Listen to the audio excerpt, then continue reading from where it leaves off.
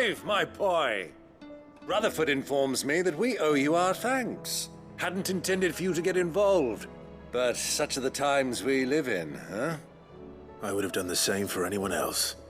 You're far too modest, Clive. You'd make a terrible nobleman. But tell me, is the realm truly in as dire a state as Rutherford suggests? From what little I saw, you were right to be worried. I suppose I should have expected the worst. But I was rather hoping the great and good of the realm might have things a little more under control. Alas, it seems that firm leadership is in short supply these days, and without it, the people are bound to lose their way. We must move quickly. But where do we start? True, the challenges that face us are many. But in my estimation, there are two key areas to be addressed before any other. The realm's armies and her larders. As you've seen firsthand, it's every man and woman for themselves out there. Certain cities have banded together to try and maintain some semblance of order, yes? But such cases are few and far between. And yet, the only remedy for the chaos that faces us is unity. A unity that transcends even the borders laid down by our ancestors. In short, if Storm does not stand together, she will fall apart. But how would one even begin to unite the realm? The armies, my boy. As I told you already, we begin by restoring order among the ranks of those sworn to maintain it. Sadly, I doubt I could convince even the lowliest gaggle of privates to dig a latrine together. But I do know someone the High Commanders have been known to listen to on occasion. Field Marshal Eugen Havel. I thought he was retired. He was, until an Akashic army tore through Randalar and killed most of the rank and file. There is no man alive more capable. Literally. And as luck would have it, I've already spoken with him on the matter. Of course you have. And he's agreed to help. On one condition. That he first speaks with you personally. Havel has always been a man of frustratingly rigid principle, and he has certain qualms about clasping arms with, well, with an outlaw. I extolled your many virtues as best I could, of course, but the old goat was adamant that he be allowed to appraise you in person. You don't mind, do you, my boy? Of course not. As long as chaos reigns, we will never build a better world. I'll do whatever it takes. And if the Field Marshal wishes to speak with me in person, then so be it. That's the spirit. I'll leave for Randalar at once. Would you send a Stolas? Of course. Rutherford is already in the Dhalmekian capital. I'll have him tell Havel to expect you forthwith. Excellent. Thank you, Uncle. No, thank you, Clive.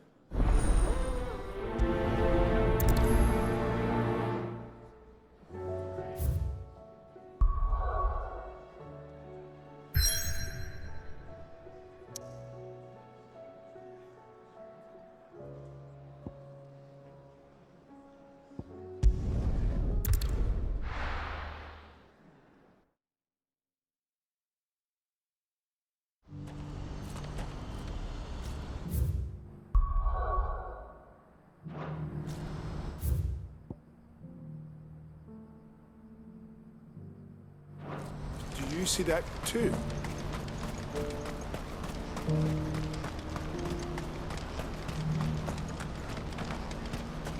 Papa?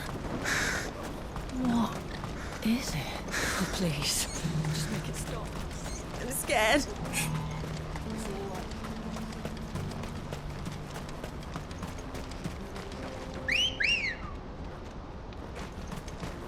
Good girl. Fly, Ambrosia!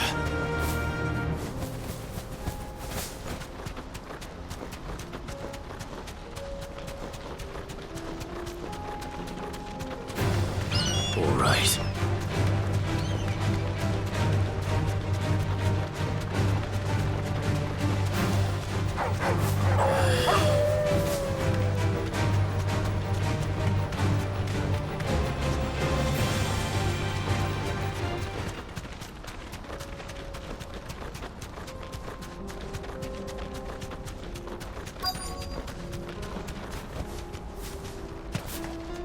Can't be Rutherford, can it?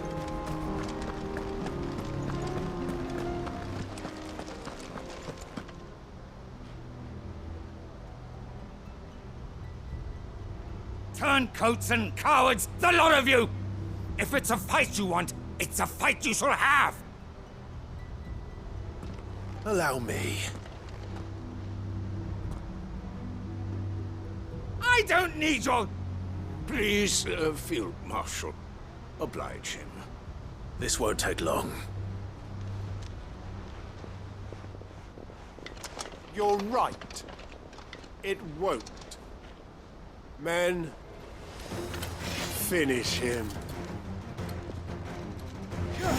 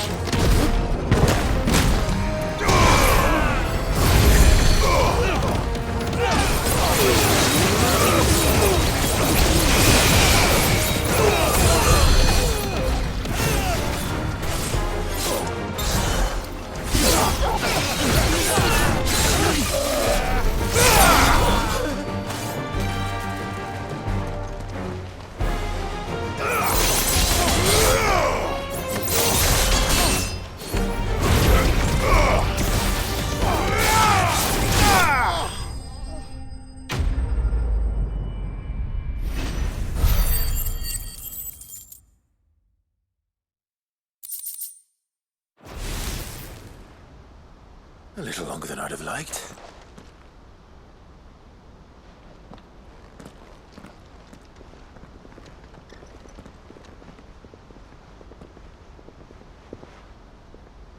Field Marshal Havel, I presume. Are either of you injured? No, my lord. You arrived just as our escort turned on us. Fucking traitors. I'd heard reports of soldiers in the outlying regions abandoning the oaths they swore. But I hadn't thought the corruption had reached so close to the heart of the Republic. It's a fucking disgrace. Your interfering old bastard of an uncle tried to warn me, of course. My lord Marquis. Or is Sid the Outlaw more to your liking? Call me what you want. It doesn't change who I am, or the urgency of the message I bring. My uncle has a plan to right the realm, and he needs your help to see it through. Before I agree to anything, I'd have you answer one question. What do you stand to gain from all this? I won't deny that I might benefit from further chaos. But I seek a new beginning for all of us. And while the choices I've made may not always have been the right ones, I know I made them for the right reasons. For so long, so many of us have been told how we could live, how we could die, when it should have been our decision all along. Now we have a chance to put things right. But in order to take it, we must stand together. Even if it be beside those with whom we don't see eye to eye.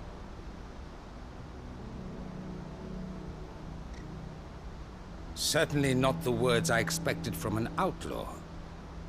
But perhaps your uncle was right. You are no ordinary outlaw. I'll never hear the end of this. All right. I'll start by ordering my most trusted guard to bring the Dhalmekian fringes under control. Next, I'll make contact with my counterparts in the Imperial Army and see if I can't convince them to try and restore order in their own territory. Thank you, Field Marshal. But they are not the only ones we will need to convince. What do you mean? I don't doubt that I can bully some sense into a few generals. But those they answer to require a different kind of persuasion. And when it comes to honeyed words, well, we will need an envoy. One who can court even the most stubborn of statesmen. You, perhaps. I'm flattered. But I'm no diplomat either. And I have other problems to attend to. What we need is a skilled arbitrator. And I may know just the person. Is that so? And would he happen to be an outlaw too? Of a different kind, perhaps. Beggars can't be choosers. I suppose we'll all have to find a little of the outlaw in ourselves if we're to make it through this. Very well. Send your man to me right away. I shall.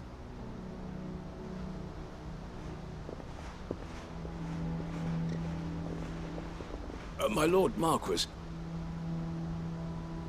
your Lord Uncle bade me escort the Field Marshal to his manor in Port Isolde. And I will see that my associate joins you there. Very good, my lord.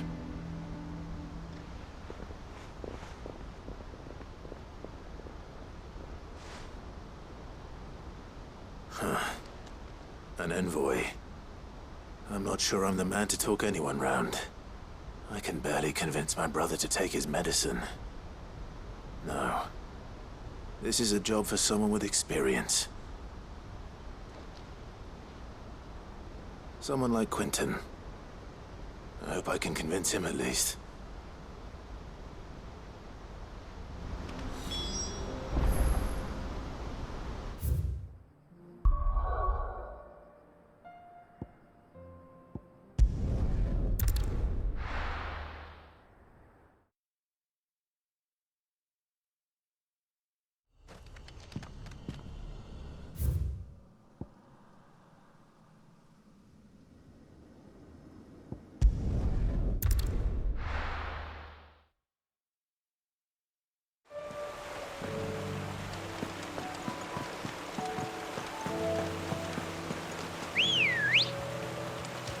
Come on.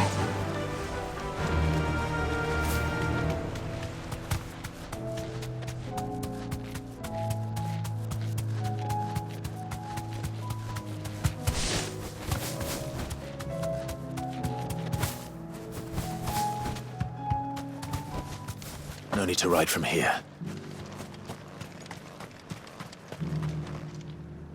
Quinten, I have a proposal for you. Do you now? Something tells me you'll be asking more of me than a cask of Gotand gold. Go on then. Propose.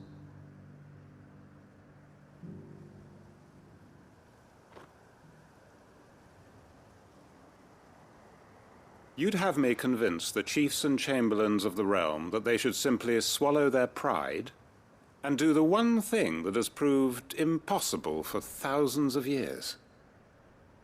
Was there anything else? Perhaps I can fetch you a meat pie as well. I know it's a lot to ask, but I can think of none better suited to the role.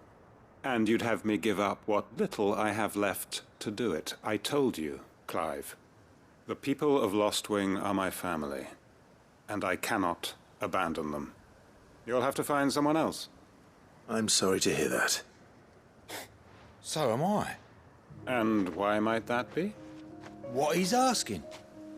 How's it any different to what you've done so far? They want you to speak for those who can't speak for themselves. That's what you do best. If it's the vineyard you're worried about, we'll see that the grapes are picked and the tons filled. You know we will. It's not that. Then what is it? You said yourself we're family. Don't you trust us? You know that's not what I'm... Then what are you saying? That only we are worth saving? Why turn your back on everyone else? You convinced us we could build new lives for ourselves, and if you can do that, who's to say you couldn't convince the entire realm? A stirring argument. I fear that any rejoinder I make might fall somewhat flat by comparison. So you'll join us? Where do you need me? Field Marshal Havel will want to speak with you in person. He's currently in Port Isolde. I can arrange for a party of Cursebreakers to accompany you there. That would be very much appreciated. I hear the roads are far from safe these days. Hopefully not for long. My uncle will want to know that his plan is taking shape.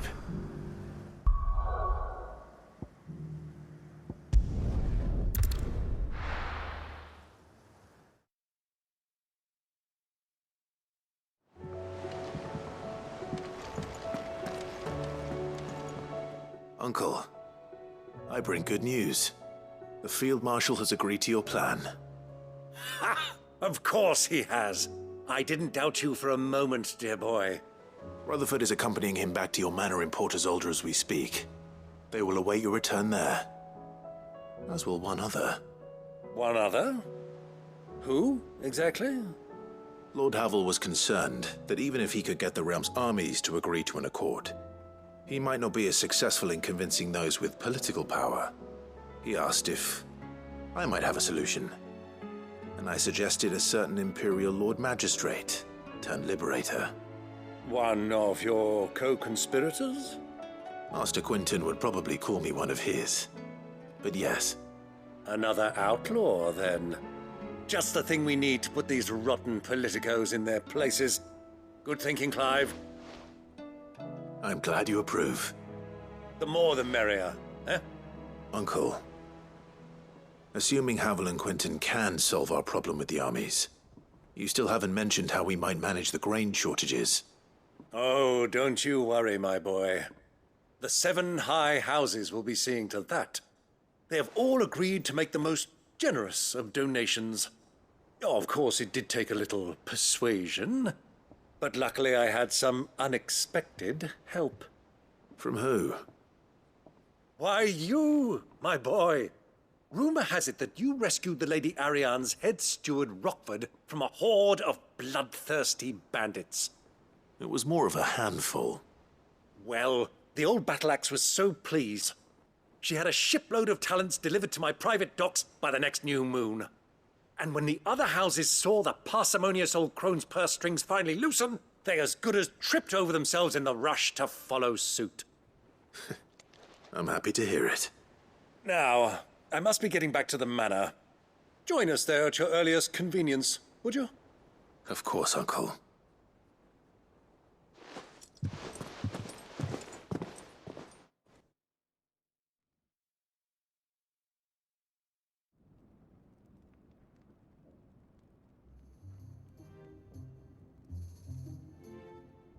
And how, pray tell, will we get that grain to the capital if the roads are still overrun with akashic?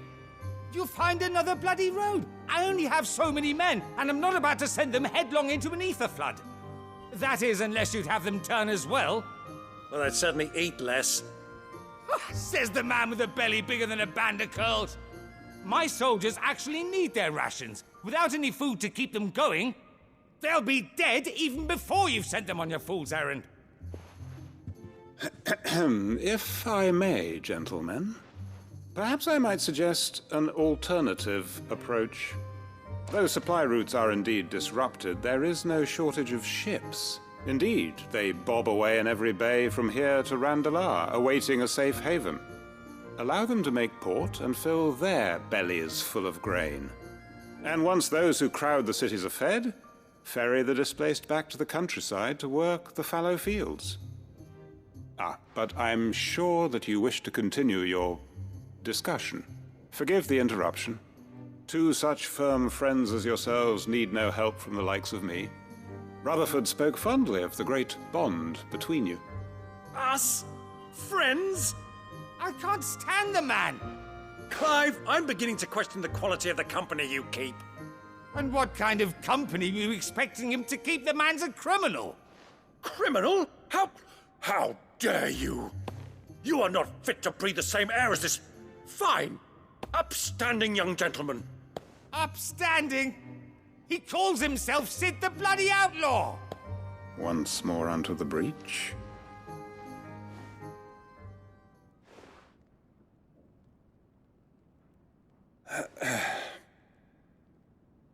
Shall we begin again? What we seek here is not to create a new nation, nor to claim the thrones of those that already exist. We wish simply to bring stability to the realm that mankind might weather the current storm. And to do that, we must convince those in power, the generals, the statesmen, the nobles, that our cause is just.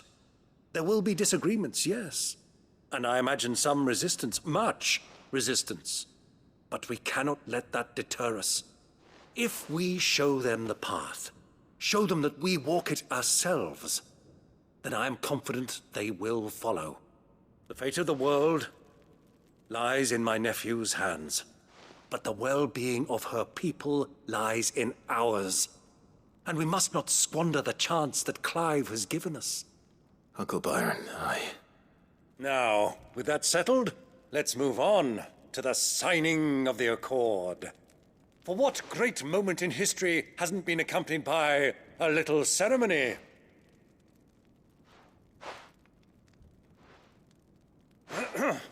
Citizens of Valisthea, I present to you the Triunity. Rutherford, Mike Will.